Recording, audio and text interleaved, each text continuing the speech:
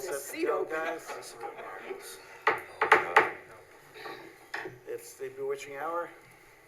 So welcome to the Town of Poughkeepsie Planning Board meeting for today, April now, April 16, 2026. Please start by joining me for the pledge. Pledge allegiance to the flag of the United States of America and to the republic for which it stands, one nation, under God, indivisible, with liberty and justice for all. Thank you. And for those on Zoom, we have a quorum of 5 regular board members tonight. And first up on the agenda was Route 9D Tesla vehicle facility, and at the request of the applicant, they did not want to appear tonight, but it was advertised, so I will move to open the public hearing. Second. Moved and seconded, all in favor? Aye. Opposed? Motion passes. Anyone in the room wish to comment on Tesla application or on Zoom tonight? They'll be adjourned and there'll be another opportunities next month. If you're on Zoom and you intended to speak about the Tesla application, please just unmute yourself, raise your hand, whatever you want. Wave frantically. Okay. Seeing none, I move we adjourn the public hearing to May 21st, 2026. Second. Moved and seconded, all in favor? Aye. Opposed? Motion passes 5-0. All right. Next up is South Hills Commons. Someone in the room presenting or on Zoom here for that? Amy's on Zoom. Amy's on Zoom, yeah. Okay. Hey, Amy.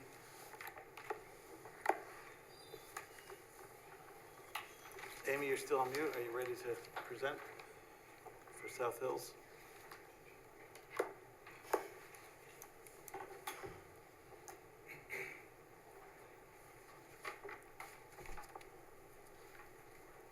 All right. Amy, are you there? I'm here. I'm sorry, I wasn't. All right. You're up. All right, so I am here representing the proposed 5th building of South Hills Common. There are 4 buildings existing, and the applicants they'd like to build a 5th building, and that will require a density variance.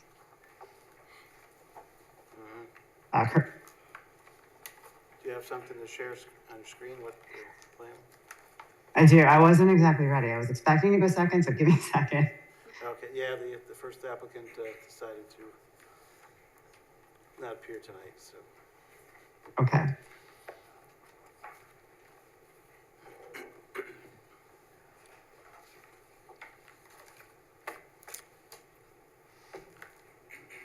Okay. I don't know, for other board members, this was an application that had 25 apartment units by right, and they built 24. Now they're asking to build some more, so they would need a variance to do that.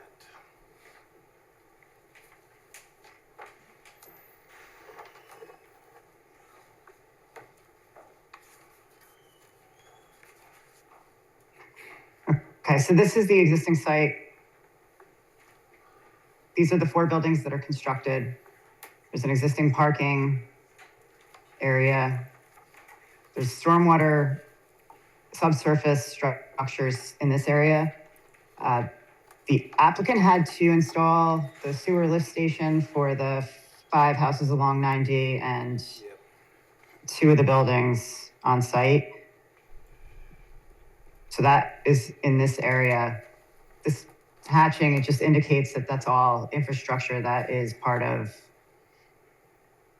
an easement that the town has access to. Mm-hmm. So the proposed building would be located here on the south end of the site.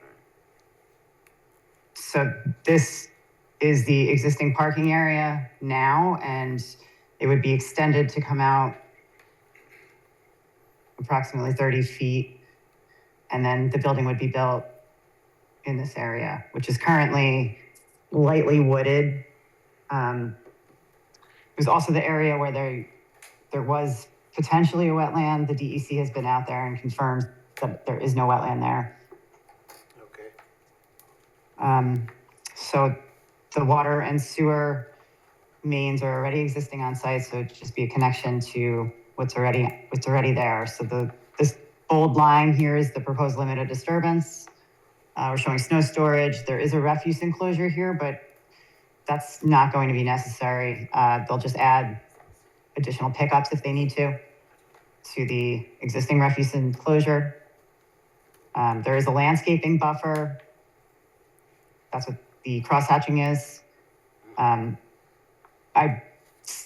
part of the parking area goes in there. The way I read the landscaping buffer requirement, that's what's required if you're building next to a previously approved residential area. I'm not wording that properly, but so the buffer, it basically just, from what I read, doesn't allow any structures. It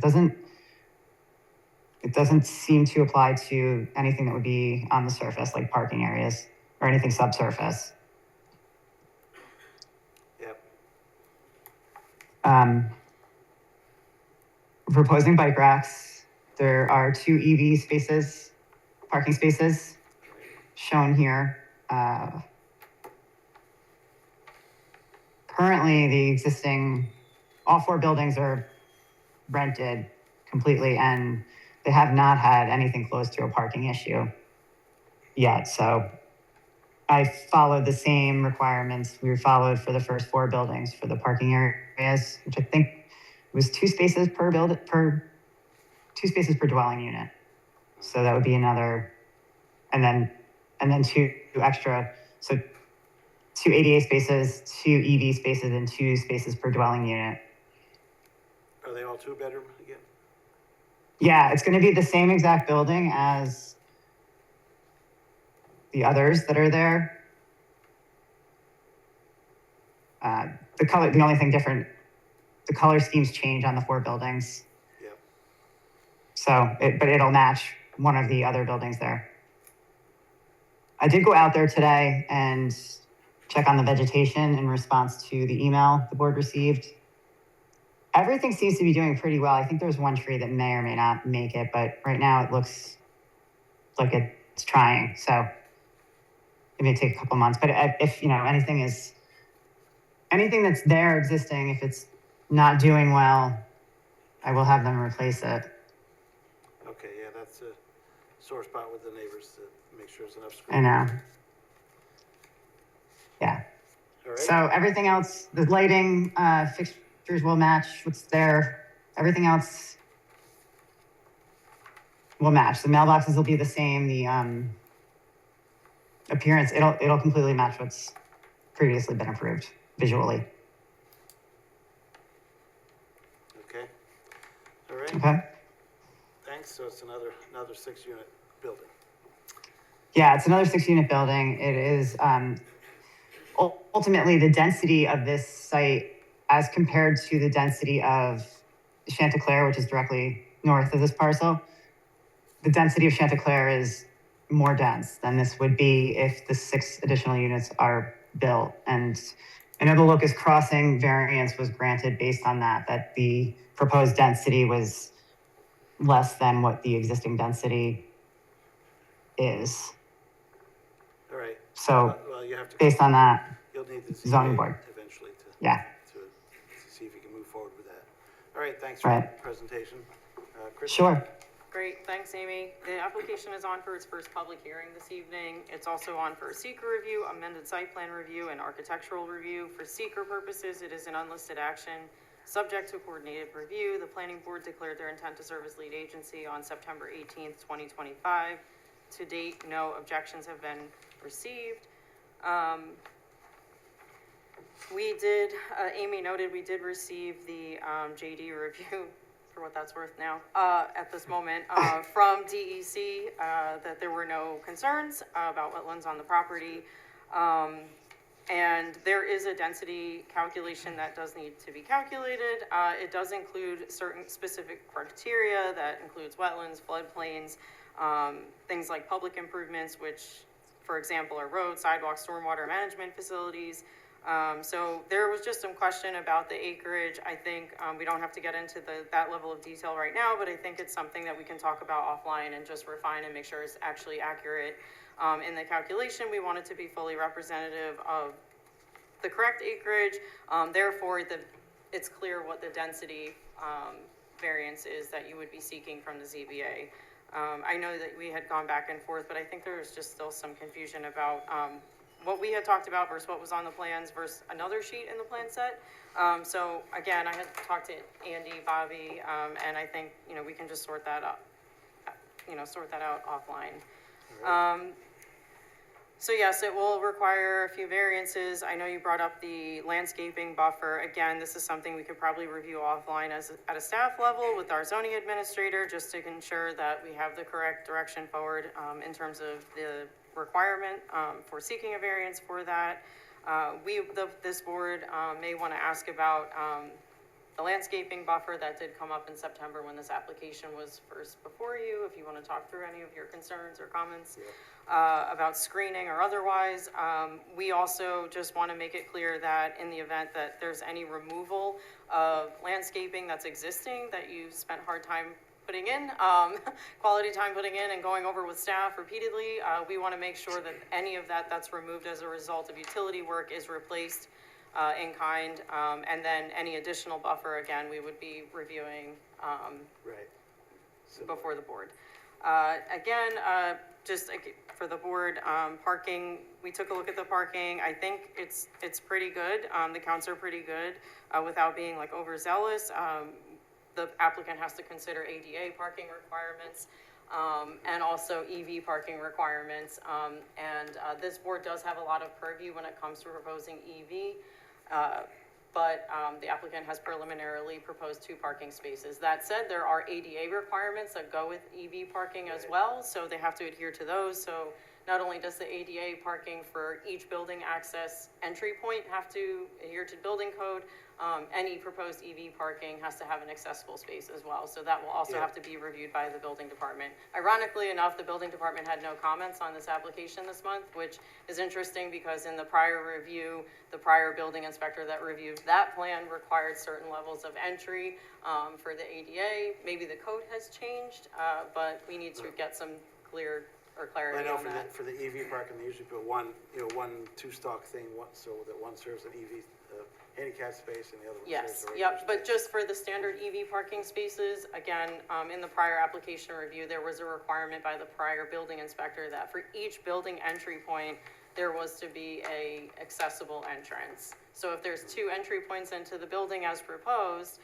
there should be ADA represented at both drop curbs in front of each of those entrances.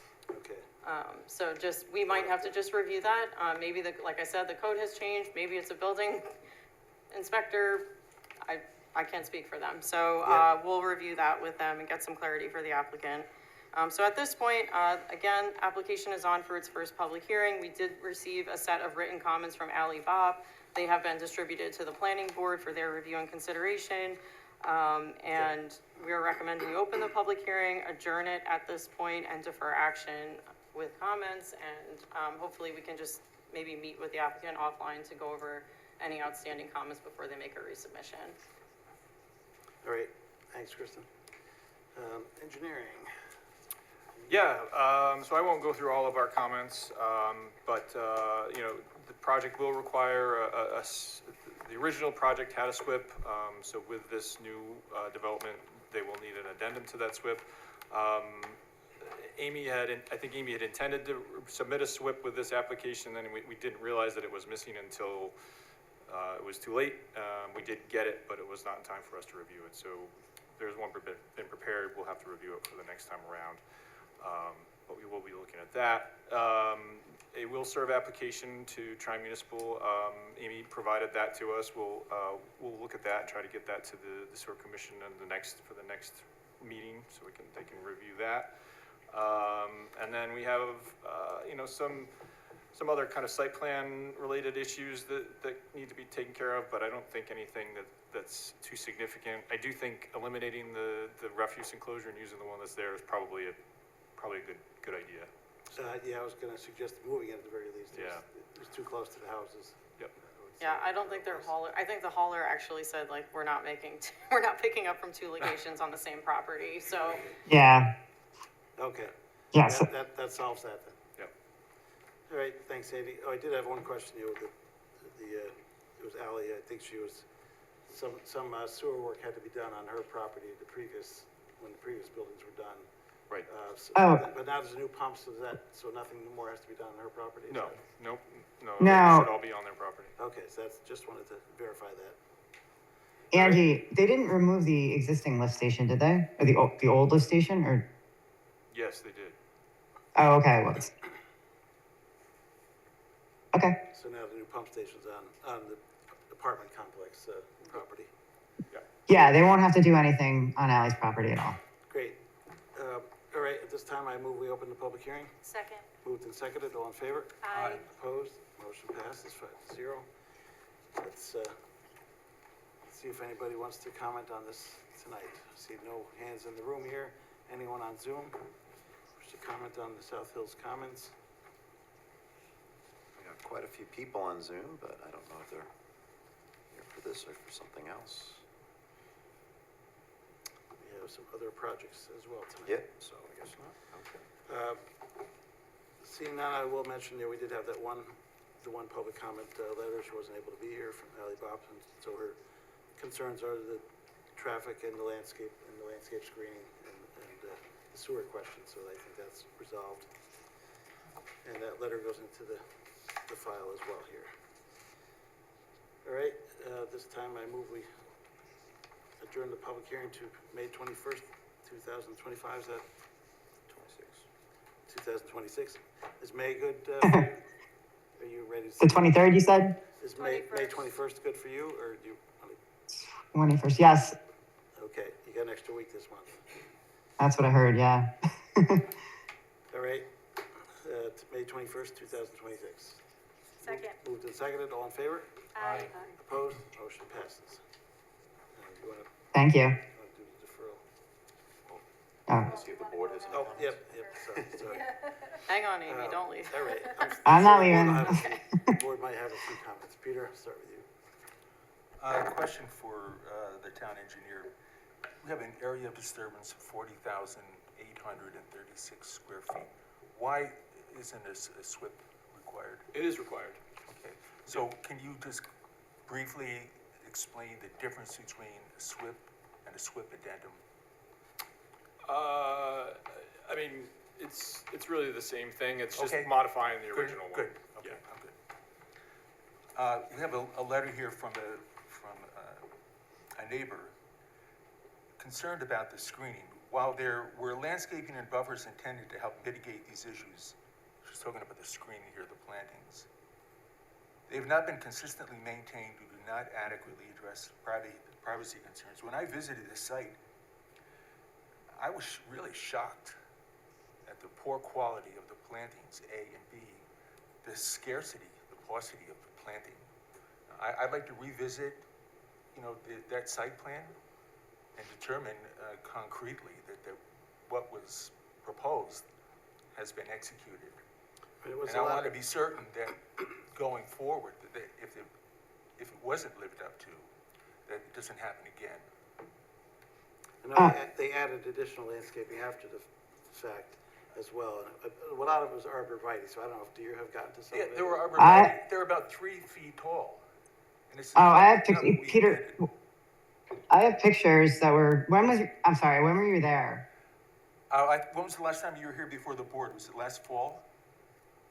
Yes. Yeah. Okay, that's when I was there. So Okay. 6 months ago or so. I mean, I have pictures that I can share. You don't have to send me a picture, I was there.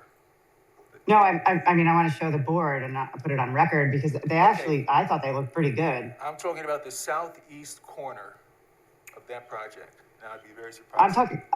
I'm referring to the line between Alley Bops, so parallel to 9D. Okay, just so we're on the same page, I'm talking about the southeast corner of that project. Where the new apartment building would be, I mean. It would be just to the north of where that new apartment Okay. building would be, yeah. Well, anyway, we can sort that out in the future. Okay. Is this gonna be are the rents gonna be market rents? Yeah, it's all, yes, market rate. Thank you. Sure. Anything else, Peter? No. All right, thanks. We go to Sid then. No comments. All right. Sharon, anything?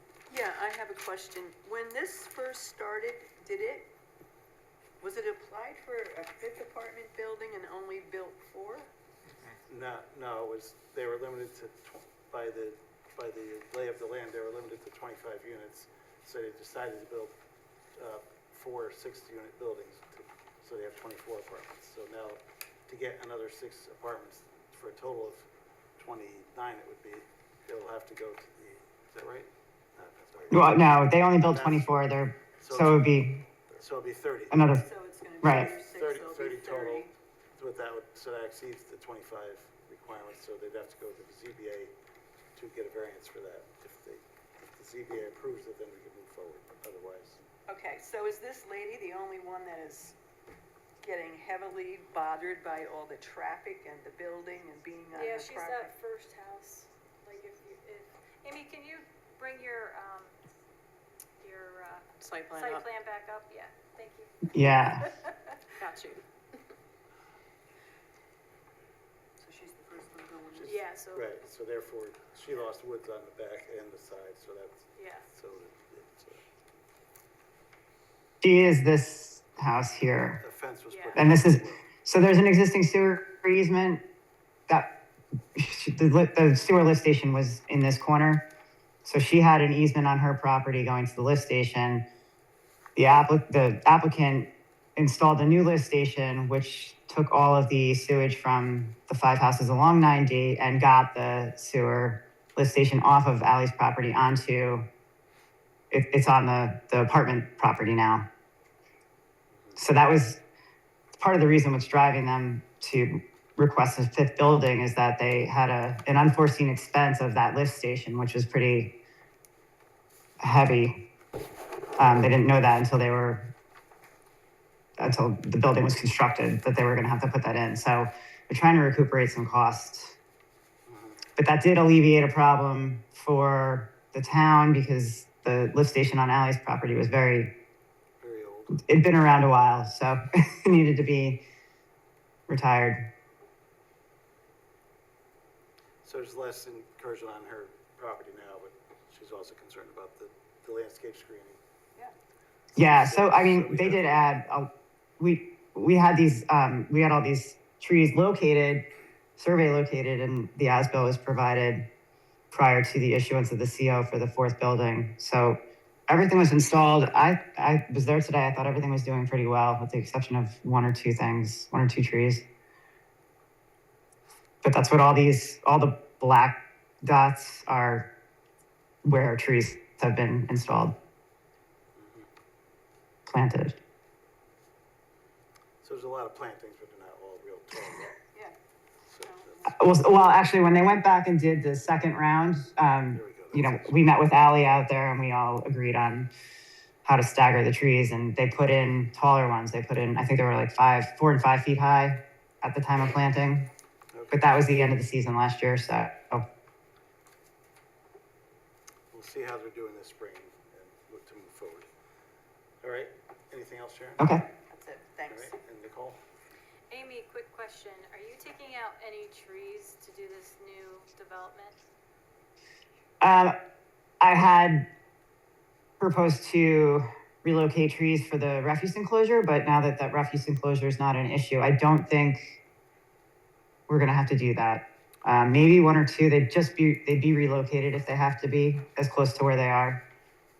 But I tried to put the utilities in where they weren't going under many Is there existing. Is there a house that would back up into that property? Like, is there a house next to Ally's? Yeah, there's a whole row of houses there. So. Um, On 9D. Yeah. Right next to it? So there's another Yes, house, I'll pull yeah, up. maybe another house in front of that. I'll pull up an aerial. Okay. Yeah, there's 4, I think there's 4 other homes there. Yep. That would back up to this? Yes. Yep. Yep. She's getting it, I guess. But. See here, if Wi-Fi works here.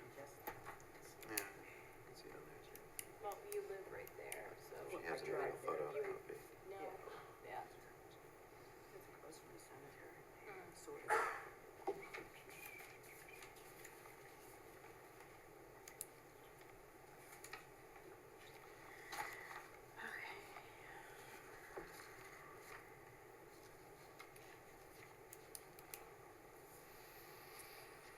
So the fifth building would be here, give or take. Okay. So, Wait, your screen isn't caught up to where you're moving your mouse, so you were just in the middle of 9D. Hold on. that's where we're putting it. Yeah. All right, now try it. Okay, so this is the existing parking area. These are the 4 existing buildings. The new building would be in this area. So I think you can see into the backyard of, well, you definitely can see into, so that's a garage here. You can definitely see that from this corner of the property. This backyard's pretty well screened for this house. And then, but this is all commercial. That's Patini. Okay. Yeah, so the But- southern parking where that hammerhead is moving about 30 feet south.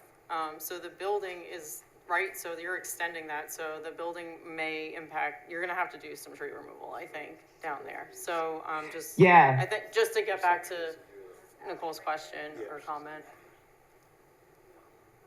So Nicole, they Did will that- have to be, Yeah, Yeah. yeah, you have to do some nice screening there, okay. Okay, Yep. you got it. Okay, yep, that's it for now. All right, and my concern was the, similar to hers, in the garbage, so we discussed that, so I think I'm good for now. Okay. So I move the planning board defer action on this application and direct the applicant to respond to comments in writing of the planning board and those received from town departments and agencies included but not limited to the following 1 through 9.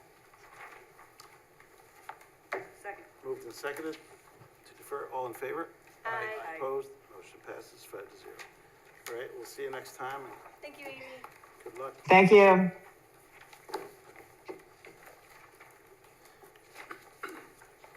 Next up, we just have a adjournment for 51 Vassar Road. So I move the planning board adjourn the public hearing to May 21st, 2026. Second. Moved and seconded, all in favor? Aye. Opposed? Motion passes. Next up, I move we allow public comment on other items on tonight's agenda. Second. Moved and seconded, all in favor? Aye. Opposed? Motion passes. Anyone wish to comment on other agenda items tonight? Seeing none in the room, hands go up. Anyone on Zoom? So if you're on Zoom and you want to comment on any of the other items on tonight's agenda, now's the time. Only once, all right, twice. I move we resume the meeting. Second. All in favor? Aye. Opposed? Motion passes. All right, next up is IBM Quantum Facility. See, they're chomping at the bit here.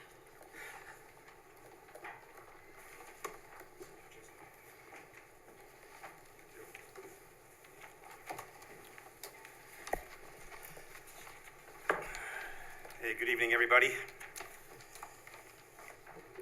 How are you doing tonight? Doing well. Thank you. Would you like us to start? Yeah, just get into your presentation. It's a small project, but Good evening. For the record, I'd like to do some introductions. Yeah, do that first. My name is Dave Everett. I'm from Whiteman, Osborne, and Hannah in Albany. We're the Land Use Council for IBM. We have a number of IBM team members here tonight, some of which who would like to present some information to the board for your consideration. I have, to my right here is Jason LaVeglia. He's the Vice President and Head of Global Real Estate for IBM. Heather Saunders, who's right behind me, she's from the Quantum Systems group at IBM. We have Brian Cooks here from Jacobs, who's the project engineer architect. And Ed, where's Ed? Ed Maitner in the back. He's the applicant in theory. We also have Meredith Black here. She's from IBM Real Estate as well. We'd like to make a short presentation. We did provide the board with concept plans for the project. We're looking for at this meeting for any feedback that the board may have. If you have any questions, we'd be happy to answer them. We're going to be making a presentation or submission, a much larger submission in May. So if there's any feedback that the board has that we can incorporate into that submission, we would greatly appreciate it.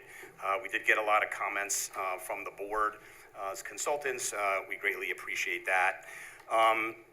As you can tell from the plans, this is a pretty exciting project. We hope you agree.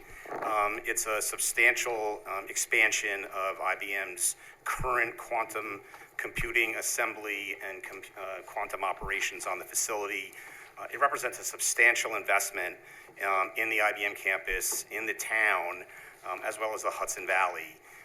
And if any of you folks had the ability to see the governor's State of the State address, she talked about New York State's push and rush to become one of the primary quantum computing hubs in the country. And this project certainly supports, those state goals. So what we'd like to do tonight, if it's okay with the board, I'd like Jason to just give a brief introduction about the project, an overview of what's there, what their plans and goals are for the project. And we'd also like to ask Heather to come up and give a very quick thumbnail sketch of actually what quantum computing is. When I first started this project, I didn't know anything about it. And I watched Heather's presentation at the pre-application meeting. I learned a lot. I thought it was pretty informative. So hopefully you folks will do as well. It's kind of black magic. What's that? It's black magic. Yes. And then we'd like to ask Brian to come up. You can go through the slides of the plans and whatnot that was presented to the board in the materials that we submitted. As part of that, and I don't want to forget this, there are a couple of slides that show the study locations that we like to do for noise, visuals, and traffic. And we'd like to get the board's feedback on whether those are appropriate locations, whether you want to see different locations. We did get some comments from the town's traffic consultant on the traffic location, so that was great. We appreciate that. And then lastly, I'd like to go over very quickly, if the board would want to, just a list of the additional secret studies that we're going to submit for our May submission.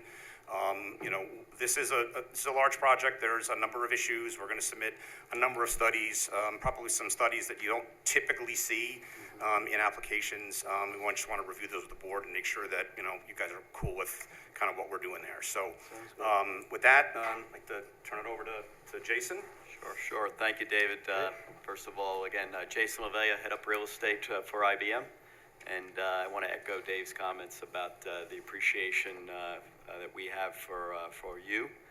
Long-standing partnership in this town that dates back many years, and it's been a phenomenal relationship with the support we've had over that period of time, and continuing to deliver and execute our vision and strategy and business that we do on what's the most important location that we have across the globe here in Poughkeepsie. And I think by the end of today's presentation, we'll continue to reinforce why Poughkeepsie is of such importance to us.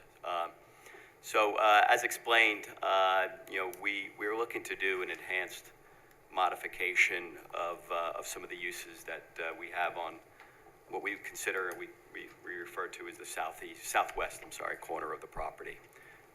In totality, across the entire acreage and square foot of area of the buildings on a property, it doesn't represent a significant improvement, but certainly the purpose of this location of this mission is of extreme importance and significance for us at IBM. So to orient the board, and I know there's probably a lot of familiarity with the property. We have our undeveloped land, the acreage to the north side of the property.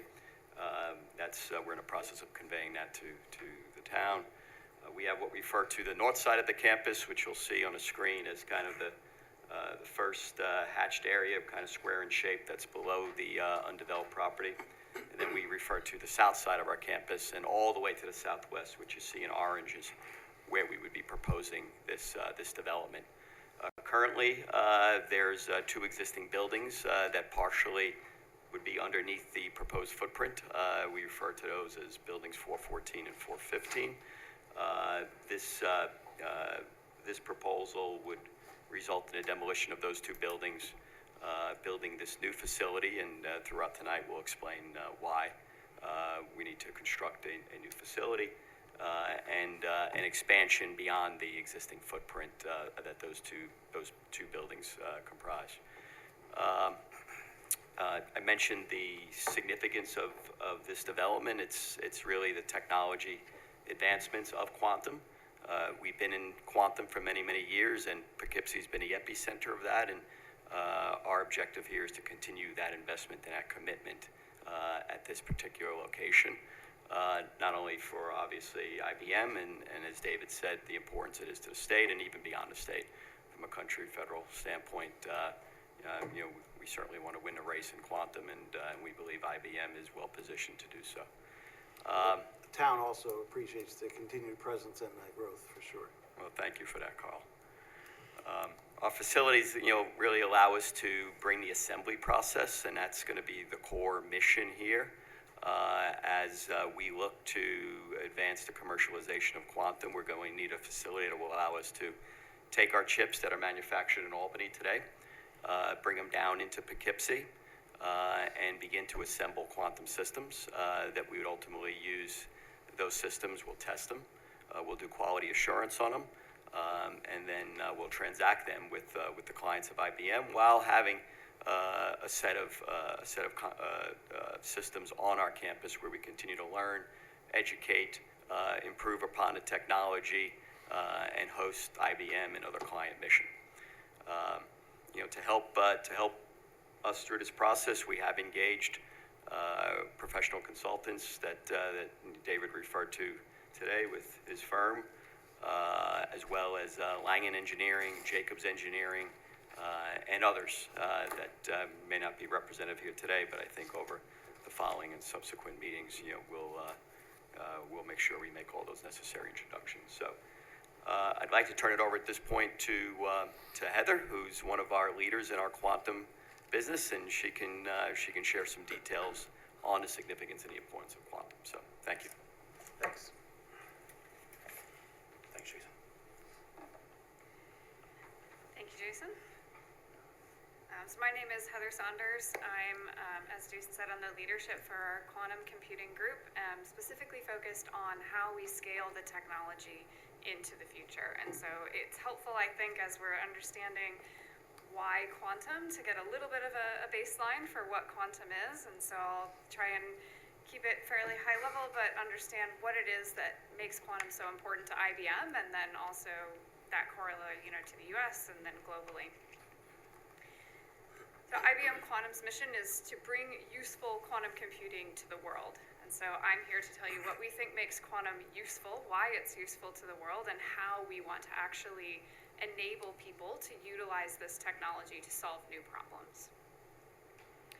So quantum computing is a fundamentally new way of computing that we expect to unlock a tremendous amount of economic impact across a number of different areas. So this data here is from a study that Boston Consulting Group did that showed that they expect at tech maturity, which is within the next decade or so, quantum computing will generate about $500 billion in value across industries such as aerospace, across energy, healthcare, finance, and of course other high-tech industries.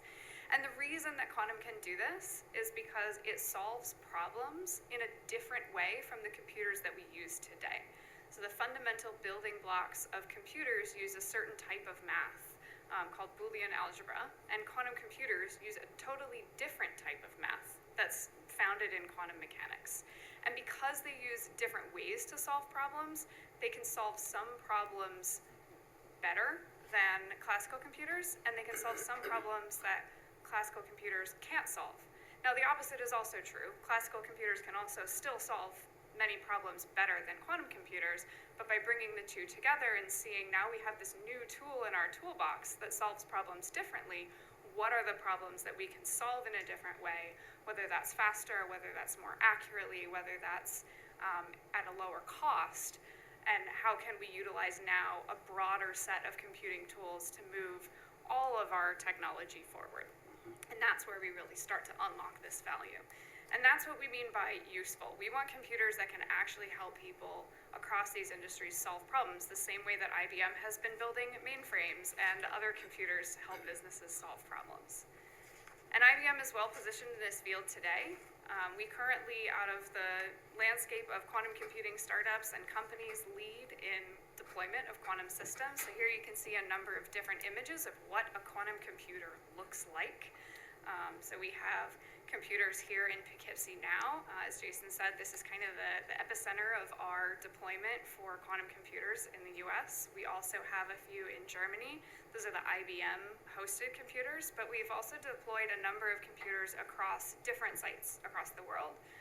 So we have computers in a number of different countries. We also have one at RPI in Troy, New York, which is studying how to connect quantum and classical computers together, again, to solve problems in a way that you can't with our current supercomputers alone.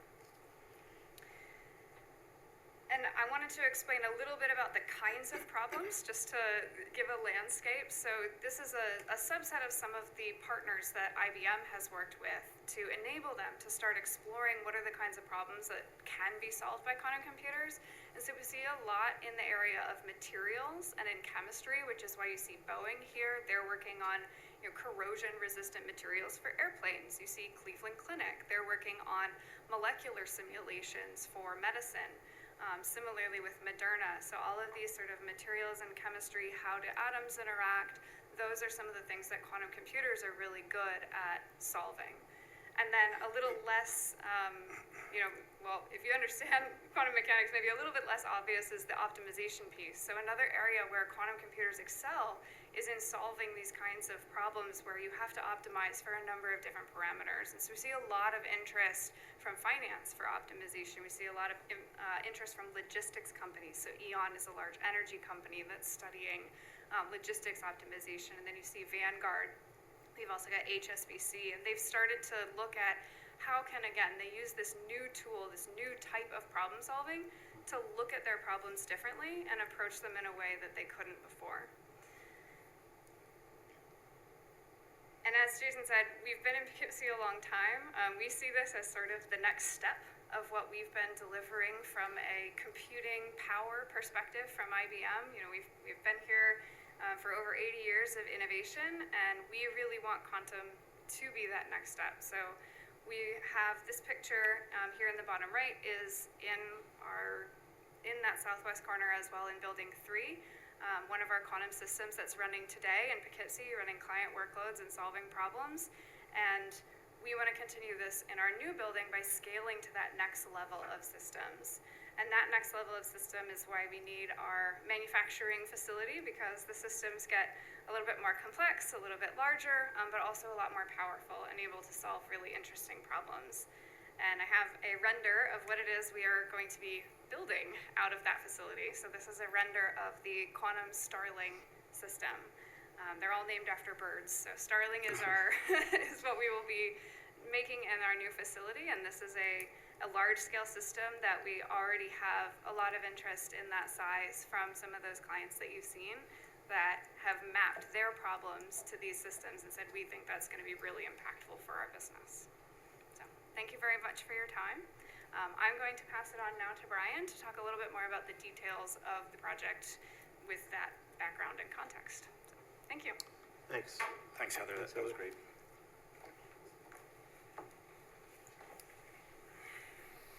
Hi, good evening to the chair and the board. I'm Brian Cook with Jacobs. We're the architects and engineers of the project. I personally am the lead architect of the project. So what we would like to do is walk you through what we've already submitted and what you provided comments on to maybe add a little bit of color, but I'm going to go through it a little quickly because many of you have already seen this. So we start off with our bulk area table.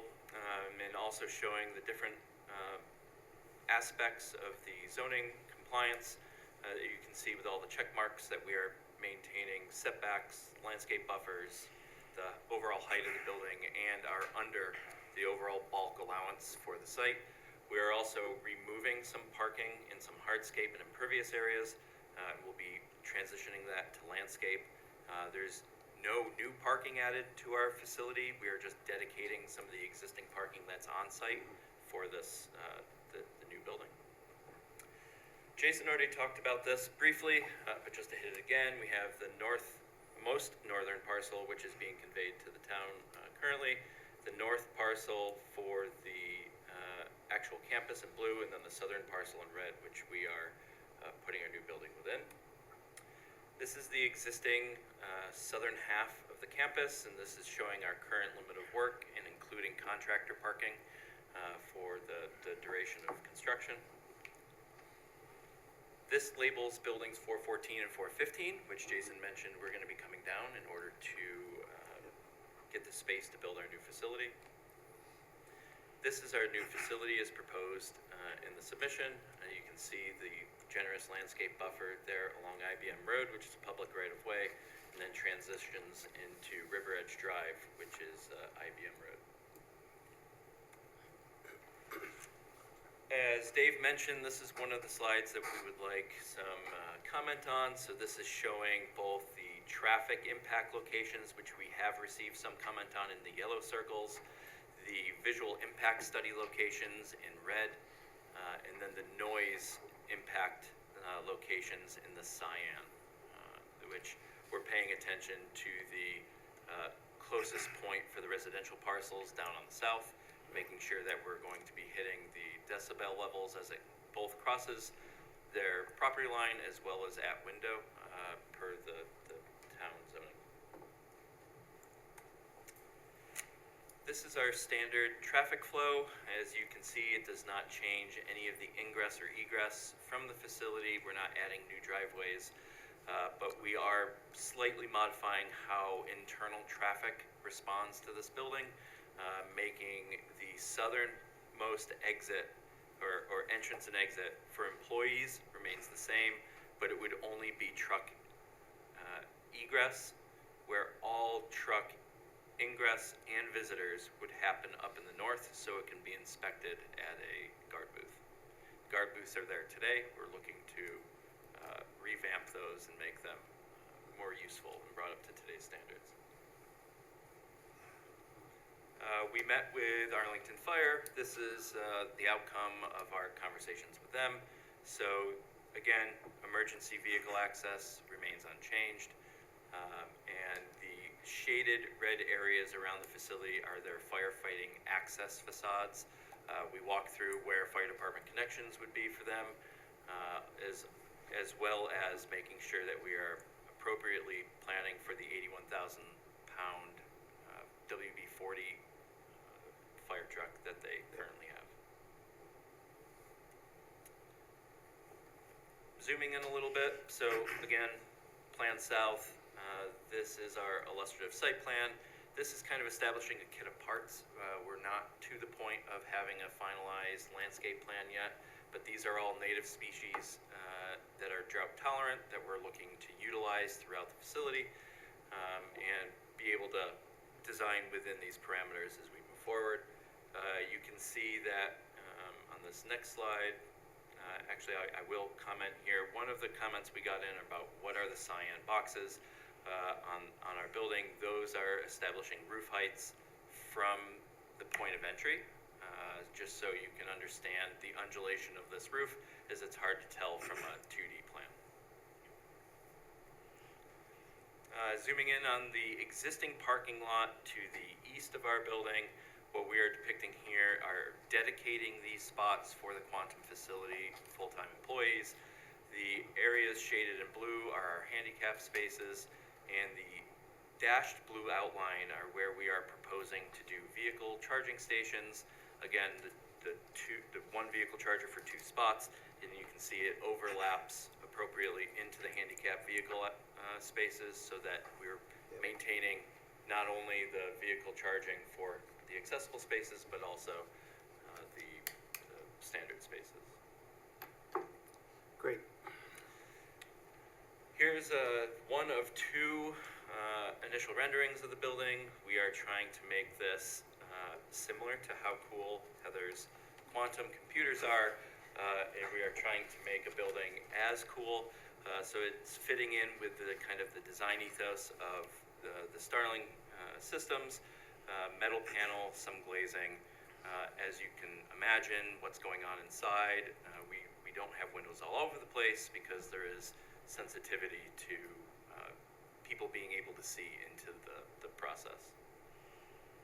So this is from IBM Road looking northwest. Looking the other way, this is over on River Edge Drive looking northeast. This is what I guess you can simplistically say is the rear of the building. This is where the loading dock and everything else are. The loading dock is in that medium gray toned space. It's all internal to the building. That's also where trash and recycling is inside the building, so there's no outdoor receptacles that need its own corral or pen to block it from sight. One of the many things dealing with a campus of this age is there are existing utilities and easements that go perfectly right under where we want to put the building, so we're working with the town currently to try to remove those and keep them on property but reroute them out of the zone of influence of our building. One of the many things that we're working with Andrew and his team is the town sewer that connects to the sewage facility down to the southwest, and we're in the process of working through that and what the possibilities are to make those adjustments. Additionally, here there's Verizon, and Central Hudson has a gas line and electrical line that go through there as well. To finalize my portion of it, this is a very small snippet section at the entry to show where the existing grades are and how we are calculating our 40-foot height limit. The interior of the building takes a little bit of extra room for the clear height, so we are excavating a small portion of the dirt in order to be able to have the proper clear height. But from the outside, we are trying to maintain that 40 foot as a maximum, but also breaking the building down, as you saw in the renderings, to be more pedestrian scale, so it's not just one big brick of a building. I think, Dave, you are going to... Oh, I think this is me. So as I had in my opening remarks, I just wanted to run down with the board. Our next submission we're looking to do in May. It's going to be a fairly substantial submission with updated site plans and a variety of secret studies. Here's the list of some of the secret studies, if not all of the ones that we're currently in the works. And I can kind of run through these very quickly, but some of them are ones that you have seen, and probably other ones maybe not, but certainly a traffic study. We're going to do an environmental report, which is essentially going to address the DEC permits that are currently on the site, amendments to those permits related to air, wastewater, RCRA, which is hazardous waste management, and those kinds of things. We're going to do a noise study, which Brian had touched on, the study locations for those, which we'd like to get some feedback if you folks have any tonight. Visual study, again, also visual study locations we went over. We're also going to look at the LWRP and do a narrative and an assessment and just make sure we're complying with the town's LWRP requirements. We're going to have, obviously, site plan drawings, utility drawings. There's going to be a SWIP. We're going to have an engineer's report on the utility lines and the relocation of those. Due to the age of the buildings that needed to be demolished, you would expect we have to do an asbestos-containing material study as well as a lead paint study before those get demolished, just to make sure that if those materials are there, they're removed appropriately by a certified contractor to make sure that it's done in a safe way. We're going to do an air quality report, and we're also going to do natural resources report. We've got a historic and archaeological or cultural resource report that is in the works, and we'll be coordinating that with SHPO. And we're also going to do a couple of narratives. We're going to do a site plan review narrative to just show that we comply with your site plan review requirements, as well as your comprehensive plan.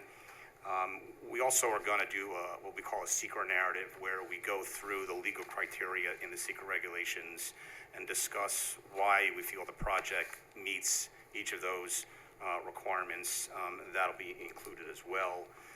One thing that's kind of new for municipalities and for applicants is a disadvantaged communities report. You folks may know the state has mapped a variety of disadvantaged communities around the state, including this area where the project is. So we have to do an assessment of that just to make sure that we're not having any adverse impact on a disadvantaged community. We're also going to do a community benefit fiscal impact assessment.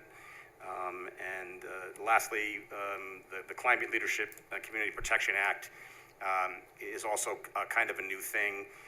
It deals with greenhouse gas emissions, so we're going to have to assess that, and that's going to be done in coordination with DEC and the DEC policy on that. So that's kind of a lot of stuff, and so I appreciate you listening. But again, if you folks do have any feedback or comments on those study locations, we'd love to get it, so we can make sure our consultants are doing what you want them to do. So with that, I thank you very much. All right, thanks for the presentation overview. Go to Eric for department comments. Sure. The application is under secret review. The only action for the board tonight is to declare its intent to be lead agency for a coordinated review. It does meet the criteria. There's a correction here. There's a criteria for type 1 action rather than unlisted. It does meet 3 criteria for type 1 actions in Part 617. It also will be before the board for review for coastal consistency, site plan, and architecture. We had just a few comments. There's comments from the various departments, including quite a few from engineering, for your review. Also, the applicant, we agree with the applicant, probably the most valuable thing for board discussion tonight. Any questions you have while the applicant is here, and also for the plan that they provided, looking at the different resource impact analyses. Some of our consultants provided feedback on those already. Those are their comments are in your packets. If there are any additional points that you would like them to be aware of tonight, would be a good time to provide them. All right, thanks, Eric. Engineering perspective.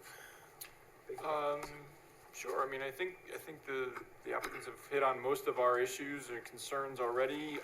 There are obviously a number of different agencies that will need to be involved in reviewing this project, so they'll need to make sure that they get their feedback. You know, a SWIP is obviously required, and then we have several comments on the EAF that, you know, I don't need to get into the details of right now, but you know, obviously our biggest concern, you know, from the town's perspective is definitely that sewer line and making sure that, you know, that's relocated and properly and taken care of before the project starts. And we do have a meeting scheduled tomorrow, an offline meeting, with the engineering and sewer departments to talk with them about that. Yeah, I'm sure there's going to be a lot of behind-the-scenes work on this one. Already has been. All right, thanks, Andy. Mark, our traffic consultant, is on as well, I believe. Yes, hello all, this is Mark Petro from JMC. I did provide a review letter looking at the traffic study scope intersections, and I did provide some additional intersections to be looked at and studied, as well as potential additional time periods depending on the anticipated usage of the site over there as well. So just gave some initial feedback on the study area locations that they had identified in their presentation. All right, thanks, Mark. Yeah, we have your letter in the packet there. So, all right, we should go on the board for comment. Can you put the chart up that shows the traffic and visual location spots in case board members have a comment on that? And actually, I have a quick question about that, which I think might be helpful for the board too. So obviously visual and And Marcus looked at and the the sound, traffic. those are two things that you had highlighted. For our benefit, you know, the building is not particularly, it meets the code requirement for height, right? So from a visual standpoint, is there something else we should be thinking about that you want us, you know, as we look at it? Similarly for acoustic, you know, impacts, right? Most of us aren't familiar with assembling quantum computers. Is there expected to be? I mean, obviously we'll look at your studies and, you know, look at the details more carefully, but would you expect there to be significant noise from this kind of a production, or is it just, we're just being you know, careful because it's a big Right, facility? I mean, I know backup generators are there, but also as the chillers make noise, I don't know what. Right, Yep. right. So let's take it one step at a time. So visual, you're right. It is a relatively low building, compliant with the town. There's currently no tall apertures or things. There's no sticking smokestack. up. I mean, there'll be exhaust stacks, but they're Okay. it's not a whole line of them. It's controlled, and we'll do it in a coordinated effort. We always like to make sure HVAC is kind of hidden as much as possible. That's exactly right. So we have only a few items that will be on the roof. Everything else is within the building for ease of maintenance and longevity. We have a set of dry coolers. Those are a new type of similar to a cooling tower, but without using evaporative water. Those are located on the northernmost portion of the building to get as far away from the residential as possible. It'll also have its own acoustic screen wall with masts to help deflect any noise back north into the campus and not south to the residential parcels. The generators are also within their own building, and it's a significantly heavy building as far as a wall assembly to try to keep as much of that noise in as possible. As we all know, generators are exercised once a month for about 20 minutes. And so we will make sure that that is scheduled at a time, usually just after lunch, middle of the day. It's not going off on weekends. Not 4 a.m. Not 4 a.m. And we are working to acoustically screen that as well. Obviously, under an emergency, power shutdown, it's a whole different story. Right. Every other noise emitting element within the building, including the loading dock, is all internal to the project to try to be as quiet of a neighbor as possible. The visual aspects that we have on here, you can see there's quite a few that are in and around the immediate area. That is because that is where, along IBM Road and some of the sand dock and others is where you see the actual building. We have some from the river and across the river. We also have one that we've added to this, which is, since we've submitted this to you, which is from the western side of the span of the walkway over the Hudson, since it's within the 5-mile radius and it's a state park. I've seen the photos. We're not going to see the building. You're kind of up on a cliff there too. We're up on a cliff, So- and there's a lot of mature trees around that are taller than the 40 feet. We did do all of our visual impact photography with leaves off the trees, so we will be doing it in worst case scenario, and we're in the process of putting all that together now. So just a reminder, I think the planning board members, as we go around, I think the red dots were the visual. Red dots are And visual. the blue is the audio. Cyan or blue, yep, depending on what your screen looks like, Cyan, is yeah. the acoustic, and then the yellow are the Traffic. which Mark has already commented on. That's good, yeah, Mark has already addressed some of that, that's good. I don't think Heather mentioned it, but, you had those chillers there, because these things run pretty cold at near absolute zero, so it's interesting computers. All right, let's go around the board for comments now, and I think we might want to go around twice. We'll leave this chart up first, and then we might want to bring the architecture up to see if the board has any initial architecture comments as well. Sounds great. So, let's start with Peter. Are you going to be drawing power from the existing grid? So there are 2 existing substations that are currently dedicated from Central Hudson to IBM. Right now, our intent in this secret process in this project is to utilize the capacity that is there. So you won't be using anything that's beyond existing capacity? Is that what you're saying? As of this time, no, we are not. at what time do you foresee that you would be using more than the existing capacity? Yeah. It's a simple question. Right now, up and through 2030, we are looking to use the existing capacity that is there. That is as far as we're looking. Okay, so for the forward. next 4 years. Yep. My concern would be if you require, these are heavy drawers of power, where I would hate to see where our community had to start to compete with this facility for power. And it's my understanding that we're already being challenged on our existing grid for power. So I think it's something we would want to take a close look at. Sure. Okay, we'll absolutely take a look at that. Yeah. For obvious reasons. I'm glad to see that you're going to be testing what's the square footage of the buildings that are going to be demolished? It's 161,000 square feet. Okay, so roughly 20% of this building. And you are going to be testing for asbestos Yes. and so forth, which is great. With regard to sewer capacity, you really, what needs do you have besides bathrooms and In this facility, there's Very little. Yeah, very little. very Yep. little? Okay, again, my concern, this is a large building. You've had conversations with the fire department. It's a 500,000 square foot building. Yes. They feel comfortable that they are manned and they have sufficient equipment to respond. Yeah, IBM has the benefit of having on-site I understand. fire staff. Right. So yes, they feel comfortable with the current arrangement that they have with IBM and that they would be able to respond to this facility. Okay, we'll have we have comments from the fire department to that respect? I'm sure, and they'd want it to, mark out the locations of the connections, the exterior connections and stuff. Yes.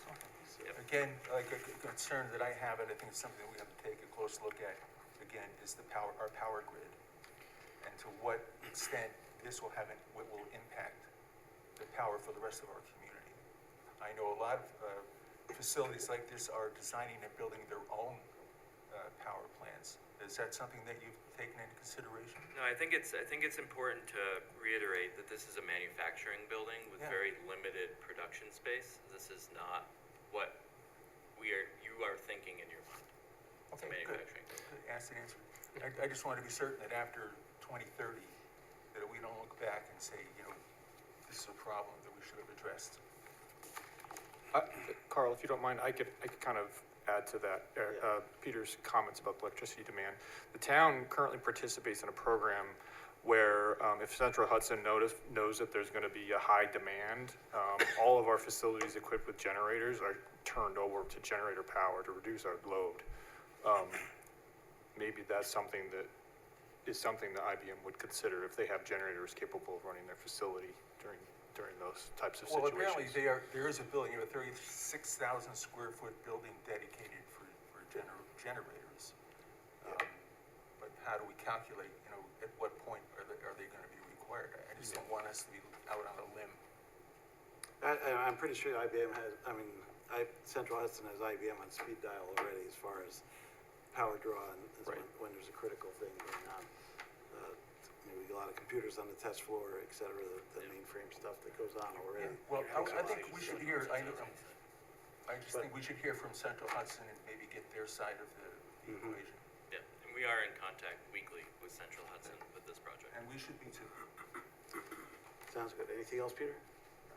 Okay, any visual impact studies there? Let's see. Go to Sid. Very excited for this project.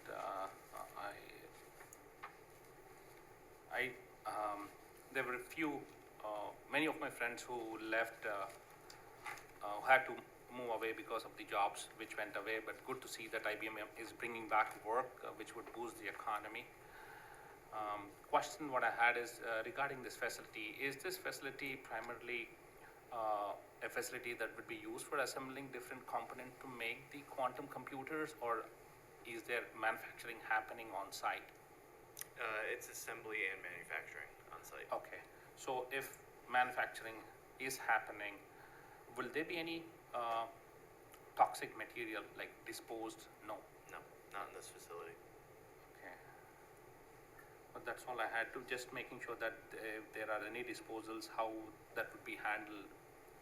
So IBM has a current hazardous solid waste management program, but this building is not adding to or burdening that system any further. It would not pollute the air, not the soil, no environmental. No polluting of the soil. We're going through our air quality test for the generation, or the generators, but we will be within DEC limits of that. That's all, thank you. Great. I should mention too, we actually had DEC participate with us in one of our pre-application meetings, which is unusual. We don't typically have them at the table, but that was a nice opportunity for them to also learn about the project and get, I think they're very much in touch with DEC. Yeah, we have another DEC meeting tomorrow to go through additional stuff. Sewer and DEC. Yeah, it's a big day. Okay, thanks, Sid. Anything, Sharon? I don't know if you have this answer, but how big is the IBM complex? I can get back to you. And is this 511,000? Is that like a 25% of the whole picture? The total square footage of floor area is about 3.9 million square feet. 3.9? There's about 45 buildings. So in our submission, in our project narrative, we discuss that aspect of the project because it's a pretty big complex. Yeah, Yeah. Yeah, it's huge. so Okay, another 500,000 square feet. thank you. Well, you're taking away a couple 100,000 as well. Yeah. Yeah, I mean, given that, it's around a 12% increase, Okay. in building size or maybe, in that area. So it's, not So significant. it goes really deep from, when you look at Route 9, South Road, those buildings are going way in the back Yeah. Yep, that nobody sees. almost to the river, Yeah, some on the river. thank you. All right, thanks, Sharon. Nicole? Yeah, I had a couple of questions. For instance, are you going to have offices in the quantum facility building? If so, how many? There was something in here that stated there's going to be possibly about 200 people, is that correct? That is the current assumption. Okay, so, I can maybe answer that first part of your question, Okay, if that's sure, go okay. ahead. So there is a number of existing buildings, which we were just talking about with Sharon. And the current facility that we are building will be looking to utilize some of the underutilized existing building stock for Okay. the offices. There are a few touchdown areas, but the intent is that any permanent offices would be outside of our new facility. Okay. okay. I mean, 416 probably has space as well as some Yeah. the cafeterias in 416. Right Yeah, next there's to And that there's cafeteria two remains, buildings there. there's a number of other buildings that have office space. So we're trying to utilize that as opposed to build new and still have vacant offices. Okay. And to kind of piggyback off of what Sid was saying, is there some type of list of materials that we could receive from you guys? So that's part of the secret process as well. Okay. So that'll be submitted with that information. Okay, that would be great. And then also, as far as any new lighting, if you could provide that information as well. Yep, ongoing. We'll have a photometric plan for site lighting with all the requisite site cutoffs, property line cutoffs, dark sky initiative fixtures. All right, Good to hear. yeah. Okay, yeah, that's about it for now. Anything else? Yeah, All right. that's good. I guess, Mike, I don't know if nobody said any comments about the visual impacts there, visual and noise. And on the south side, there's the main thing I'd be concerned with, the houses. And I know there's a daycare there, right on the main On Barnegat IBM Road Road. coming out. And so I'll make sure those areas are covered from the sound and visual and light glare point of view. But otherwise, it's commercial buildings, the old credit unions and medical buildings right now. Yeah. So, And for that reason, that's the primary reason why the generator building and the utility plant is on the other side and is enclosed. So not only is it enclosed, it's also shielded by, you know, the quantum building as well. And the loading docks are also all inside as well. Those are all things that Brian mentioned to try to like significantly reduce any noise that may be there. And that'll obviously all be discussed in the noise study. You won't have to mow the parking lots there anymore. So thank you, late. I did have a question on, at least you were in the past using the steam and stuff from the burn plant, the garbage trash burn plant. Is that still being used by IBM? Or? Not for this new facility. I don't know for the existing, but there's no steam requirement for our building. Okay, so it needs to be cold, actually. Yeah. Let's see what else I had. I guess that's it really right now. I guess the architecture, if you could flash up Yeah. the building there, see if any planning board members have any comments on that tonight. So that's the view looking kind of from the daycare area, or the, Yes. where the old IBM credit union is.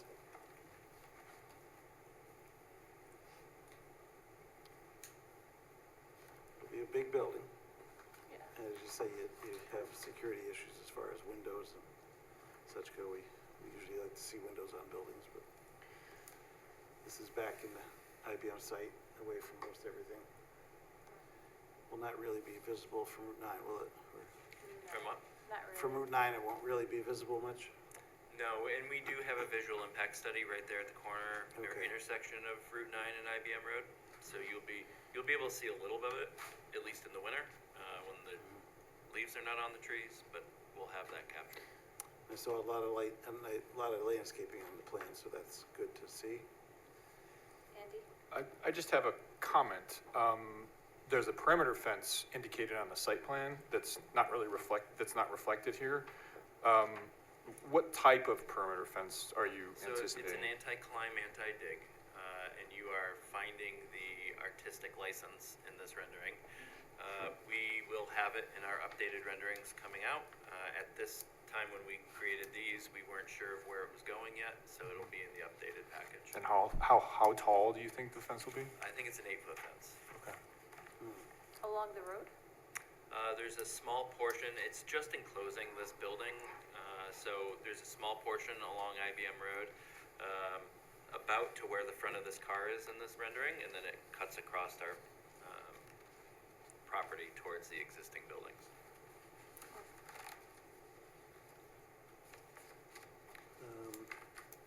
Well, the other thing I could think of is IBM employees, you walk around the entire site, usually at lunchtime or something. They're still able to walk around the Still able entire to do site. that. Yep, we're just gonna keep them away from our Putting in some new building. sidewalks there, but Yeah. are away from the building now. Yep.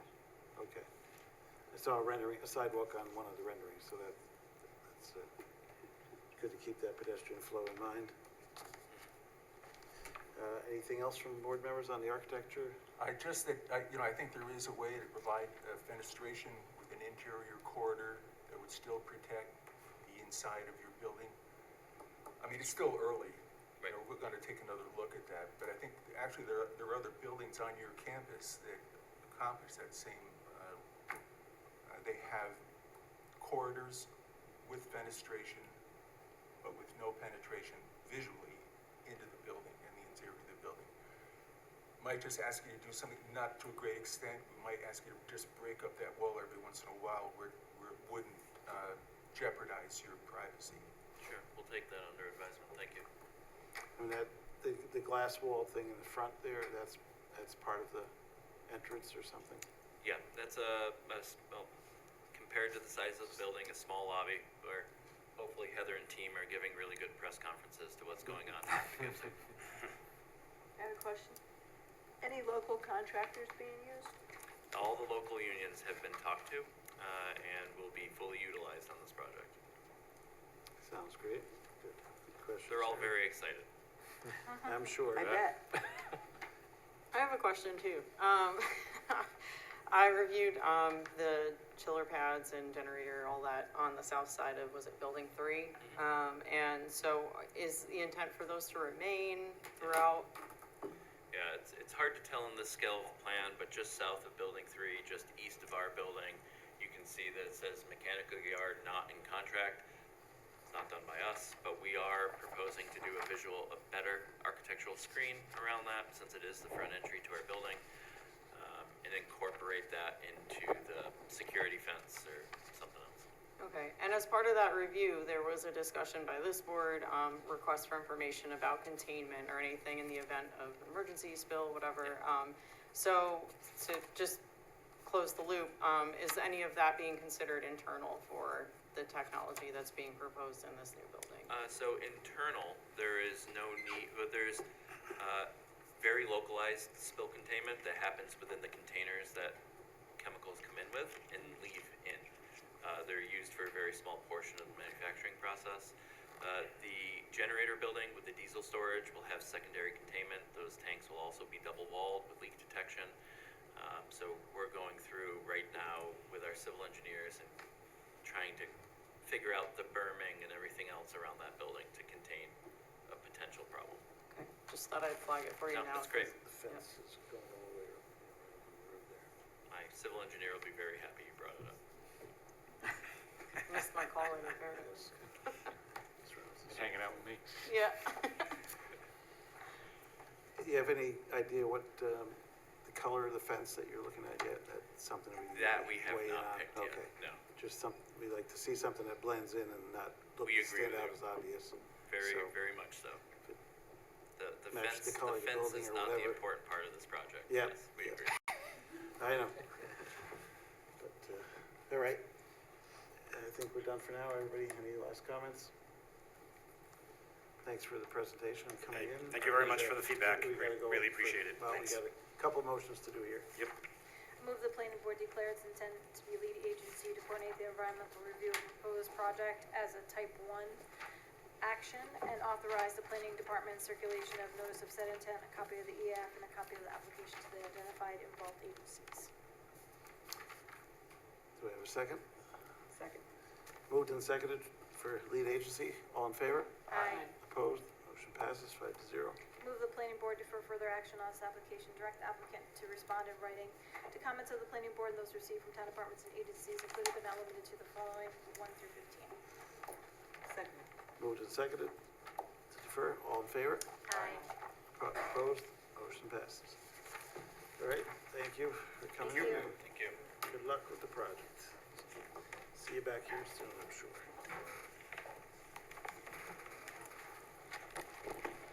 Okay, next up, we have Vassar College Sunset Lake Pond Restoration.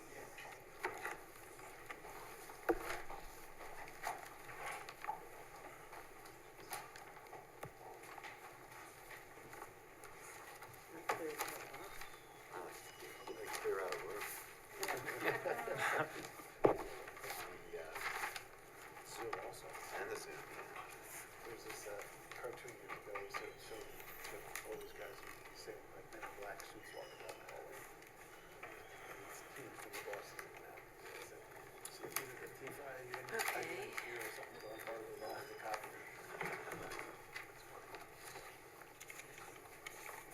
But no dress code like that anymore.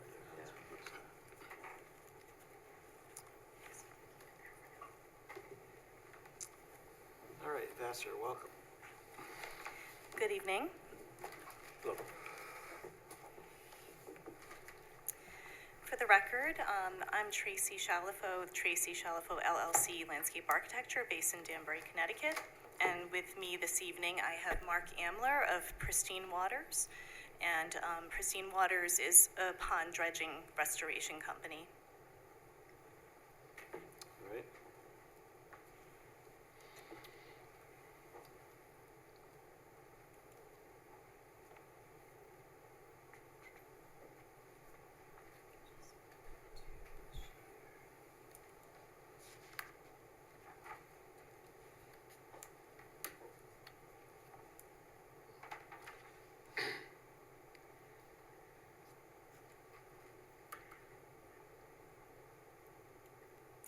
I'm just looking to share my screen. Just bear with me, please. No problem.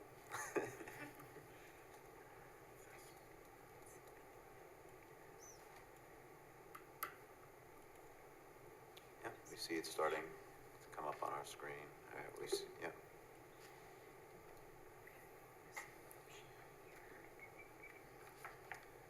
Looks much better in the 3D image. That's all.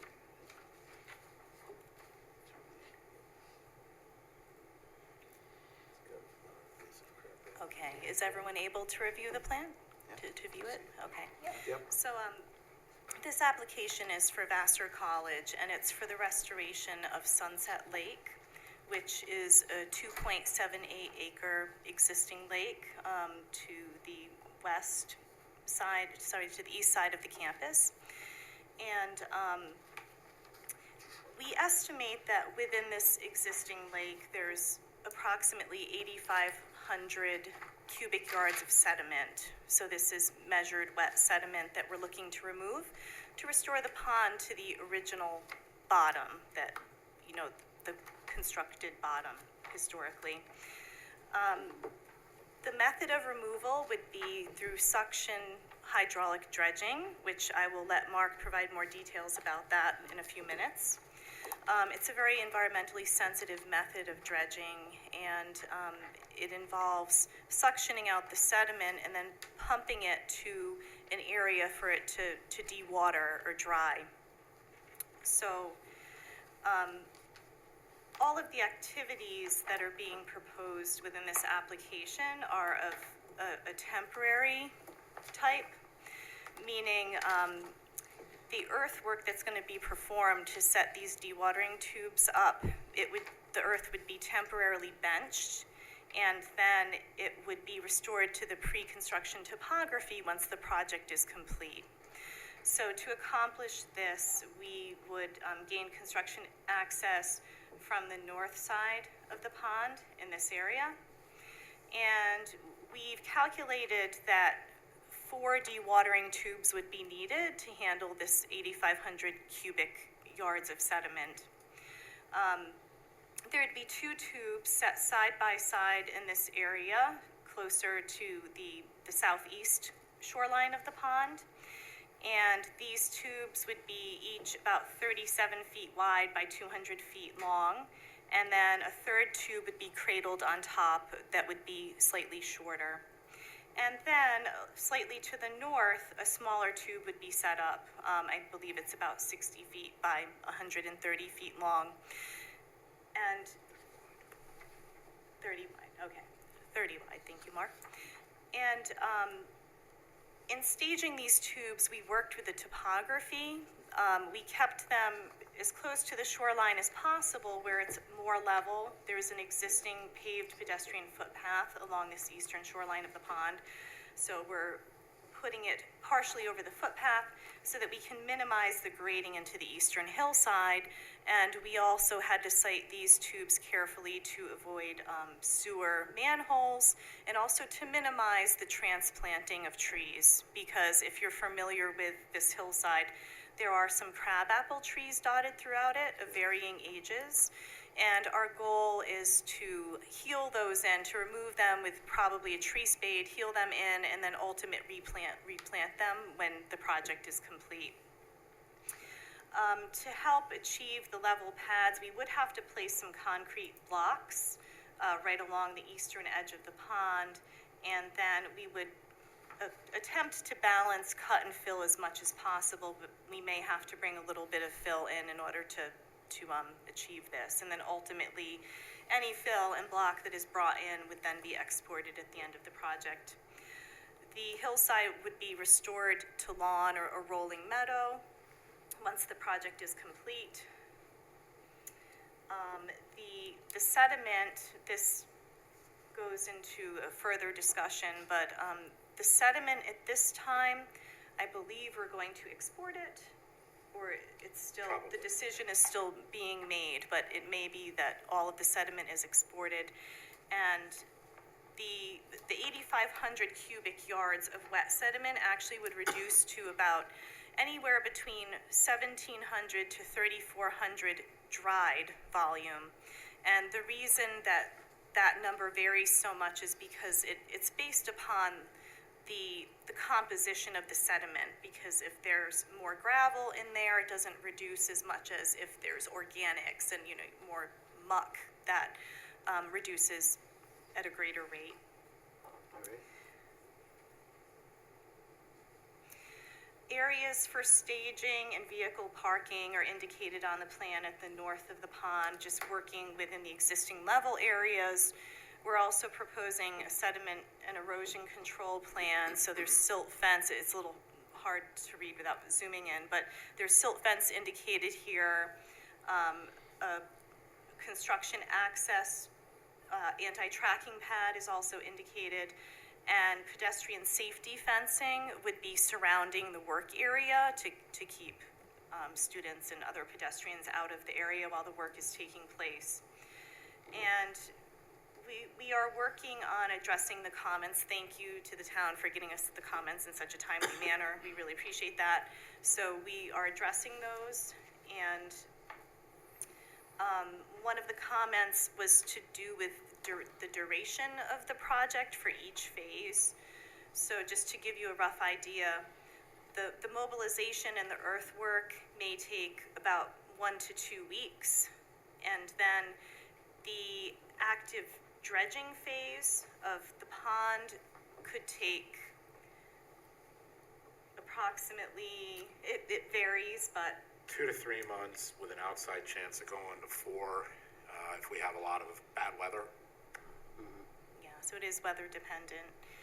And then the tube drying time can vary greatly based on many factors: the time of year that the project takes place, the ambient air temperature, precipitation levels. So it's basically a matter of checking the tubes to see when they're sufficiently dry to truck it out without having any issues of the sediment leaking through tailgates and so forth. So we make sure it's nice and dry before we try to move it. Yep.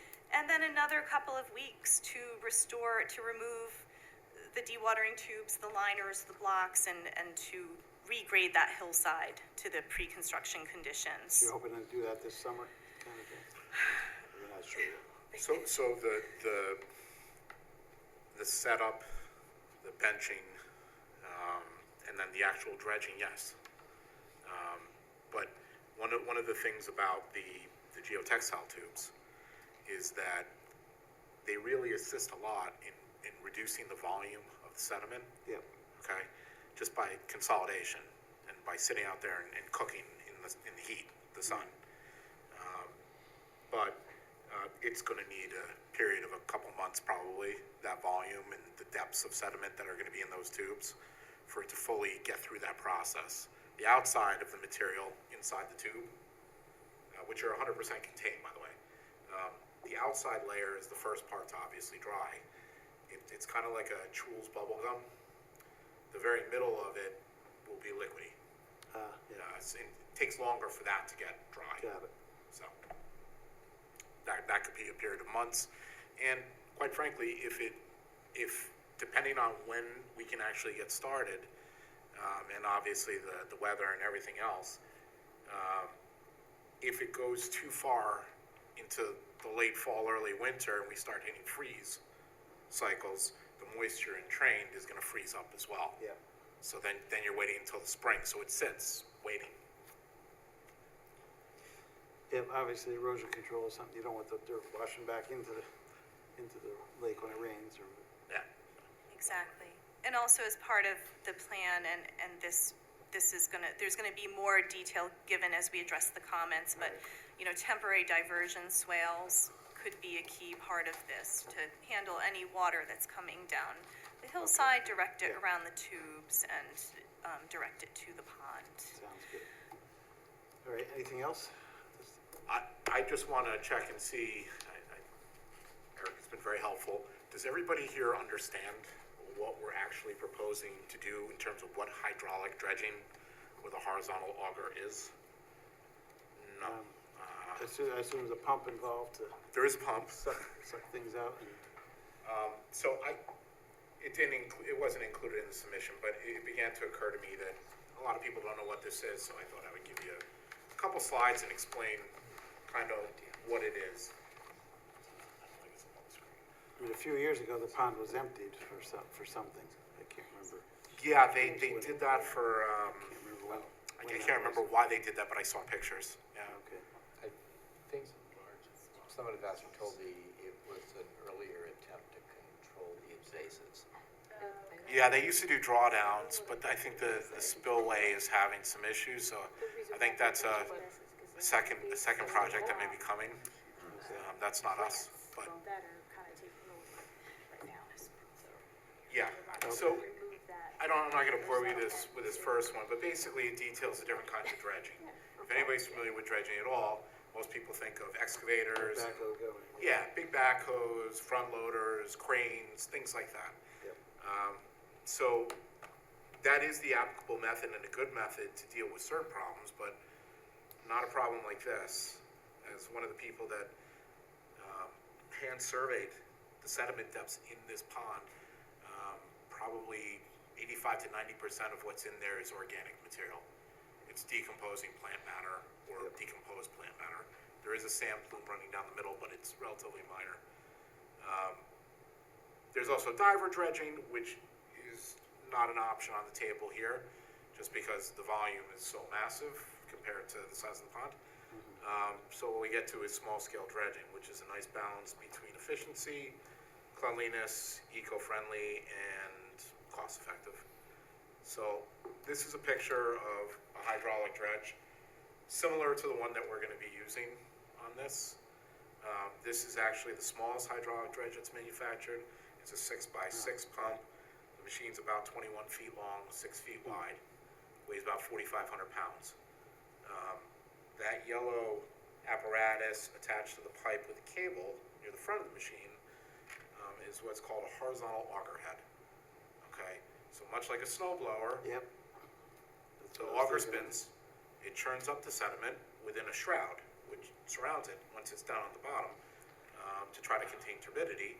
Right behind this whole entire apparatus, there's a pump, a 6-inch input, 6-inch discharge pump that's going to suck that suspended material and water out through the yellow boom that pivots off the back of the dredge on the bottom here, and then into a pipeline back to shore. So our machine that we would probably use for this particular project, well, here's another indication on this. I'll explain the machine we're using, but this kind of illustrates the idea of the auger head chewing into the sediment, suspending it, right? And then the pump sending it through the boom to that discharge pipe, which runs back to land. In this particular case, this is an 8-inch pump, so the machine's a little bit bigger. I think it's 24 feet long by 8.5 feet wide. And it does weigh substantially more, probably about 12,000 pounds. Just bigger engine, more efficient. To get through the 8,500 cubic yards with the other machine would probably take 6 to 8 months of pumping. This machine will do it in anywhere from 2 to 4, depending again on weather and site factors. So this is not specific to Vassar. This is from another presentation, but I put it together pretty quickly. What I wanted to show you was how the sediment moves once it goes into that discharge pipe. So in theory here, you have the green box in the whited out pond up there. That's a hydraulic dredge. Those orange lines represent the traverse lines.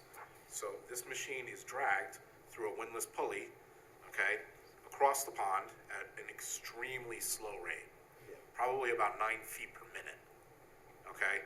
As it's doing that, it's taking the sediment in successive layers. You have to shave it down. You can't go right down to the bottom. You have to start at the top and take it down half a foot, and then take it down another half a foot. So it's going back and forth, very slow, sucking all this material out. It goes into this blue pipeline here, runs up to our dewatering area. Inside the dewatering area, you will have geotextile tubes. So a geotextile tube is an engineered tube made of semi-porous material, polypropylene that's been woven. The weave is tight, so it captures sediment particles down to about 90 microns in size. Underneath the geotextile tubes, there's a plastic liner. Plastic liner collects the water, and then there, in this case, we'll probably be using either an earthen berm in places or water walls. So just like traffic water walls. So locked together, and then the plastic goes over it to create this above ground pool collection point. We would then turn around and open up an area of that, again, lined with plastic, and redirect the clean water back into the pond. We're also proposing using a turbidity curtain at the spillway and possibly in other places to localize the turbidity and to prevent it to the best of anybody's real ability to go downstream. Yeah, I was wondering how much silt is gonna get downstream. Let me put it like this, it will be relatively nominal, if at all. You're gonna have some superfines that might, but we're pretty good at staging our turbidity curtains and knowing when we need to double up and what to do to slow it down. Once these superfines, which again, because they're so small, they're kind of hard to get down, but once they get down to about 3-4 feet, they're really going down, they're not going out, right? So we use curtains that are 5 or 6 feet deep from the surface. By the time those sediment particles get down to that, there's no current to sweep it out down there. Okay, so, sounds good. So that's it. Hopefully that helps articulate some things. That explains it a little bit better. Thanks. It's like a big Roomba. Yep. For the bottom of your pond. All right, Eric? Sure. Let's see, we have an application with some discussion with staff. This is actually, the application is for a land contour permit and for an aquatic resource permit. This is not a site plan application. There are no permanent structures involved. Initially, for this meeting, it's on for a secret declaration of lead agency intent. That's the only action for the board tonight. There is a review, it was circulated for review. There are comments by reviewers to move the project along with, we've worked with the applicant on those and some questions. So they have them all. It is a type 1 action for seeker review.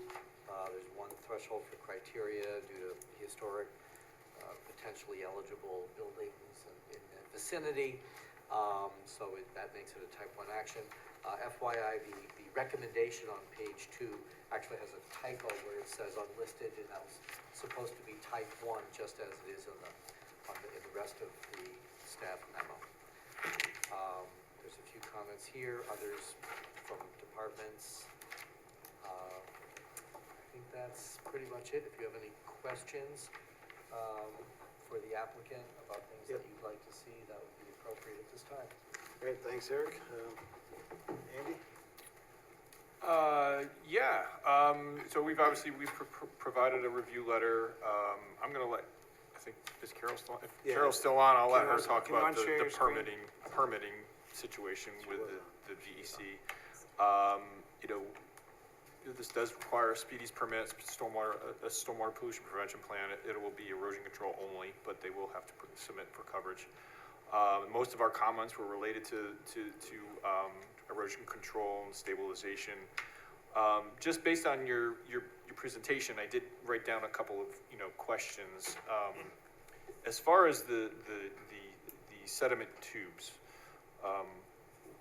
how effective are they? And you said it goes down about 9 microns in sediment. More like particle. 90. Yeah. Okay.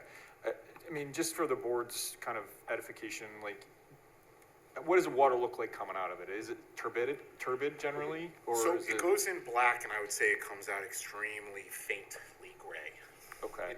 It's predominantly clear. All right. And then, as far as the return, you're pumping the sediment off the bottom into these tubes, and then it's going back into the lake. Mm-hmm. The design of your outlet to your containment area, do you look at sizing that so that flow is non-erosive? Yes. Is less than 2 feet per second going back into the stream? That's certainly the goal, and we will also turn around, and it's not going into the stream, it's just going back into the pond. That's what I meant with the pond.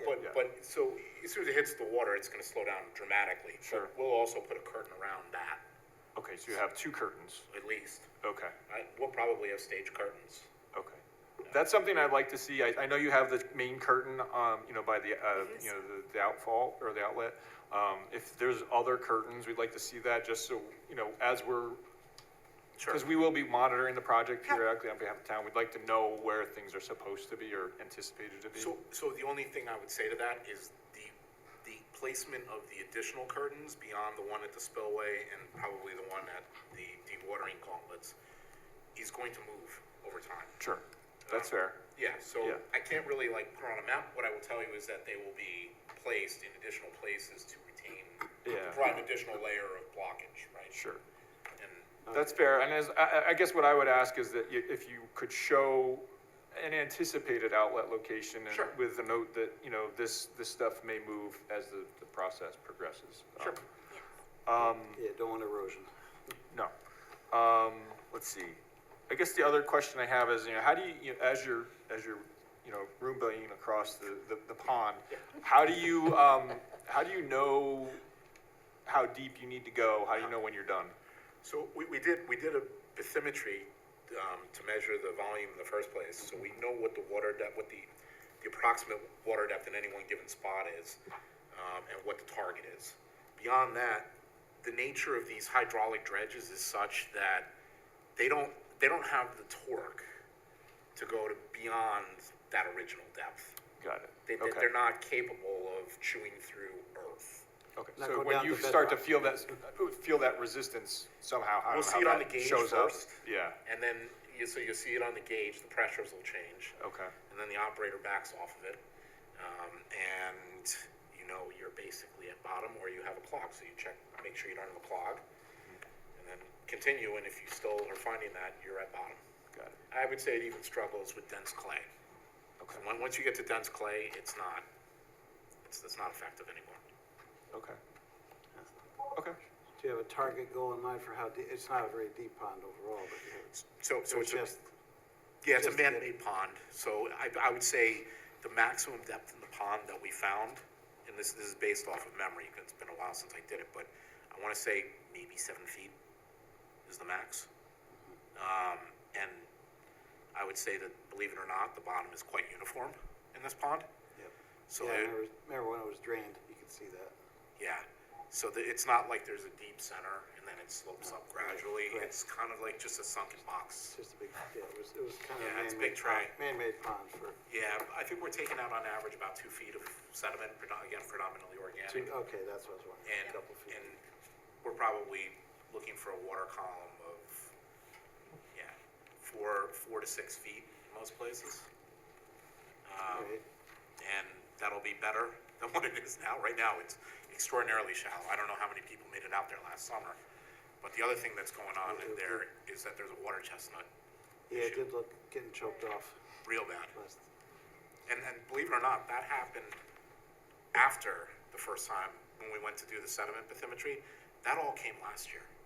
It wasn't there 2 years ago. Yep. And it wasn't a little infestation. It was a Invasive. wow, hunting green time. So All right, at this point, I want to go to our environmental consultant. Carol is on with Zoom, and have her give her assessment. I think it's a great project. I guess my question is, you submitted quite a bit of material with the project narrative and plans, etc.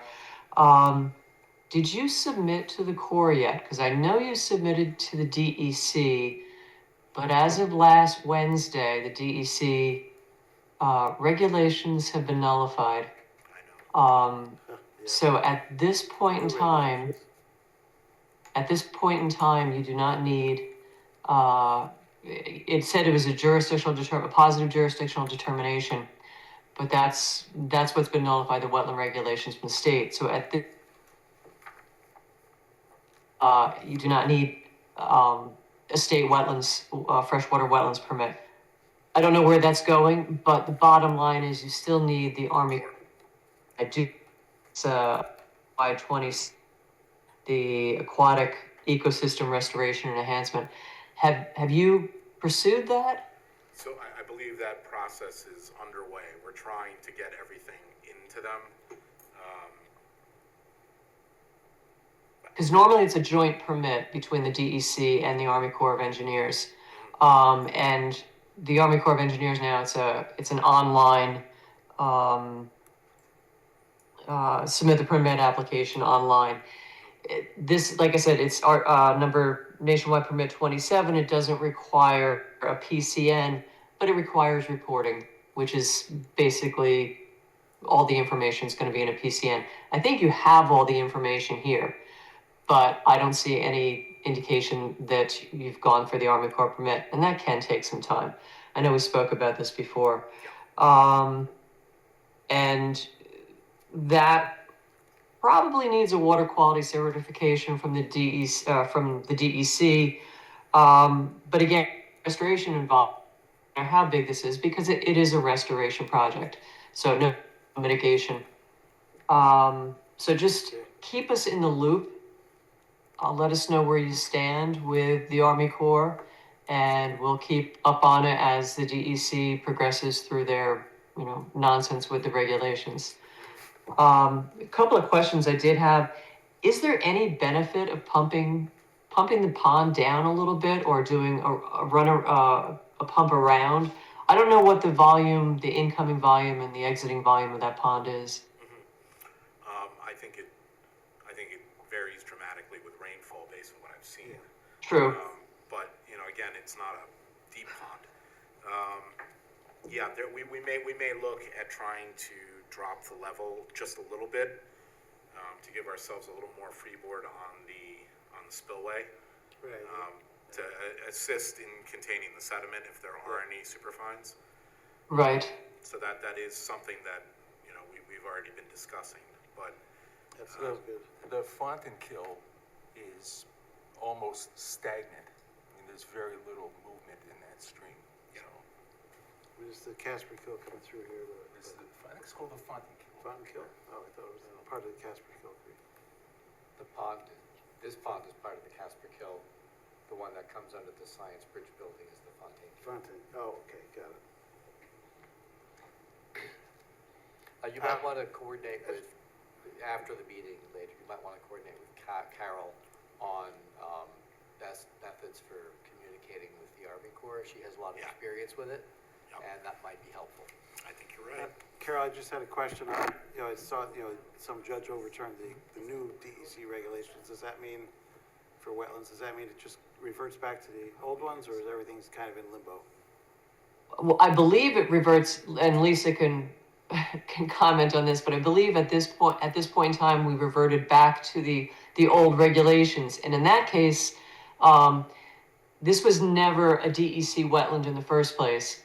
It's a Class C stream and a Class C pond. It doesn't have a trout or a trout spawn nation. So their requirement for the stream or the waters permit. And even with the new regulations, it was the part of the stream below the dam, which was informational. But then this project fell within the 100-foot of that. And this is part of the concern about overreach. So I don't know if they're appealing it. I haven't heard anything. I keep looking. But at this point in time, I believe it just goes back to the old regulations, in which case this is not regulated. And if you put a call into the DEC at this point in time, I don't think anybody's making any callbacks, from what I understand. Two comments about the water returning back to the pond. Andy had indicated low erosive potential. You can just drape your plastic underlayment into the water also, and it almost acts like a slide. So you're not going through any of the soils. Yeah, when we're And sorry. I'm sorry? I was going to mention, when we're gauntleting, that's precisely what we do. When we have to pump back, we'll run hose right into the water. Okay. Yeah. Okay. And then one other thing, is there like a contingency that if we find, or if anybody finds that there is sediment downstream, is there we shut it down? Sure. Yeah. We'll be old shopping cart or something in there. Right. Okay, and you said the timing you would like to, depending on permitting, but you would like to start this right after graduation ceremony? Yeah, I mean, that's pushing it at this point, but I would like to be mid-June. I'd like to be doing this in an ideal world. That fits the timeline of Vassar and leaves some buffer on the sides of it. But I think we're okay as long as I think we're still good as long as we start in early August. I think we're still okay. Okay, and then it's likely then that the bags would be, and the shipping off site would occur either late this year or early next. Yes, that's correct. Okay. All right, thanks, Carol. Lisa, Thank you. Did you have any comments on that? Not really. No, right now it does, as Carol said, it reverts to the old, but my understanding is that the minute DEC files an appeal, then the regulations are temporarily back in place until the appeal gets decided. Okay. So, we'll see, but we'll keep an eye out, and if we hear anything, we'll let you know. Thanks. All right, at this point, let's go around the board for any last comments. Nicole, start with you this time. When I first read this, I guess my first question was, what about any type of pond life? And I guess that's one thing that I would just like you to touch on real quick. How do you mitigate that? Any sturgeon in there? So, I guess the first thing is I'm going to refer back to that first page that I showed you guys where I have the different kinds of dredging. Okay. My company started originally doing diver dredging, and I've probably logged about 2,000 hours, 1,000 to 2,000 hours doing that myself. And what I can tell you we've learned from seeing it at that level is that there's a larger animal in the water, and there's a machine running with vibrations and noises from the pumps running. Predominantly, the wildlife flees. It just moves to a different part of the pond. In the case of hydraulic, we're not underwater, so we can't see precisely what's happening. But that said, it makes far more noise and is a far larger object, and the vibrations are more. So generally speaking, we tend to think the mortality is extremely low. I would say that there's so little oxygen in that water. Yeah. You know, it's barely enough to support an occasional turtle or possibly a frog. That's it. Yeah, no big fish life or anything in there. Very little from what I saw. I chased a couple of kids once there. They're actually fishing. That's all. For what? Reel it in. It's extremely a lot of organic material. So during the summer, what's happening is the heat's cooking that, and you're releasing a lot of phosphorus into the water column, and you're deoxygenating the entire pond. So not really supporting much life. No, turtles. You do see some turtles, and there are some frogs, but they move. They get out of the way. Yeah. I like to test their DNA. As long as they're not blandings. Then. Anything, Sharon? No. Good. Sid? You already answered my question. You already asked that question. So the waste or scrap, whatever you want to call, in this restoration process, how is that being handled? I'm sorry. Could you repeat? The volume's not very high. Sorry. That's right. The waste or scrap in this process, of restoration, right? How is the disposal handled? Where is this waste getting disposed of? So, I think I understand what you're saying. The stuff that's inside the tubes, right? That we pump into, right? So, it's allowed to sit and dewater fully, right? Once it's dewatered, we're going to be running a second round of sediment testing on it, and then at that point we'll determine where it's going. Most likely it's going into trucks and being taken away to an approved disposal site. But it's still kind of not 100% sure on that. Might be a stupid question again regarding this waste, right? So this waste might be sitting in the bottom of the bed, the lake bed, full of, it would be full with nutrients for the actual plantation outside.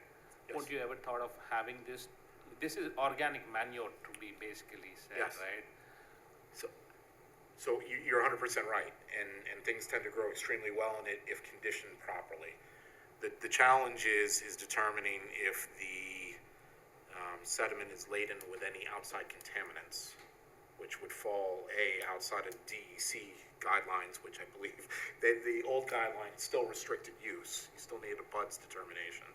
So in order to be able to reuse it, you have to have the DEC turn around and say we're happy with the quality of the material for residential reuse. It has to basically hit an EPA soil grade, right? Preliminary testing did not suggest that was likely.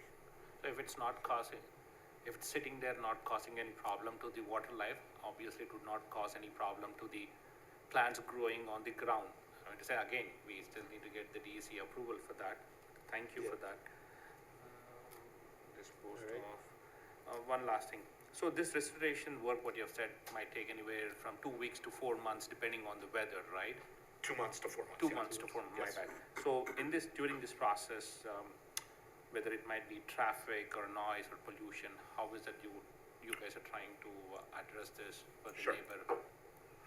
So from a noise perspective, keeping in mind that it's in kind of a little bit of a valley, I guess. I don't know if I'd really call it a valley, but there's elevation on both sides in the ravine as the water is going through this. Yeah. So the power plant on this particular machine is about 110 horsepower diesel engine. It has a sound suppression muffler on it. You'll still hear it if you're walking around it. Okay. We only work during approved hours, so whatever the town's noise ordinance is, but then beyond that, the preference of the college, right? So they're gonna tell us what time they want us to, not to start before, right? And having spoken with their facilities people, they said anytime from 7 to 5 is fine. If the town has an ordinance, I haven't looked it up yet, but I will. That falls within the time frame. Yeah, You're fine. Okay. Yeah, I think So- it's 7 to 10, I think. Except for Saturdays, I think it's 10 to 6, And nothing Sunday. and nothing Sunday. Unless we have major scheduling issues where we're Monday through Friday. That's what I figured. So so from a noise perspective, it's a little bit more than a commercial lawnmower. That's probably about what you would notice if you were around there. But it's in the back of the campus, I guess. And What's during- that? It's in the back of the campus and during summer, so not Yeah. a lot of student population going on. I suspect the excavators, when they're creating the bench, will be louder than our machine is. Okay. From a pollution perspective, we use double-wall portable fuel tanks. We have spill kits on site with every dredge that we have. Those are primarily the way we prevent pollution. There's nothing else to really. Oh, another thing to note: all the hydraulic oil in these machines is biodegradable. Okay. So, and I can give you we have certificates that show that. So it's essentially it's not quite vegetable oil, but it's pretty close. So, Thank you very much. you're welcome. Okay, thanks, Sid. Peter? I do have some concerns, but there's no point in dredging them up now. How long has he been sitting on that? They're like 30 minutes. Just waiting. Fine, nickel. I appreciate the sentiment. Oh, my. All right, end this. All right. Time to go. I guess, yeah, I think we answered all my things, the downstream silting concerns.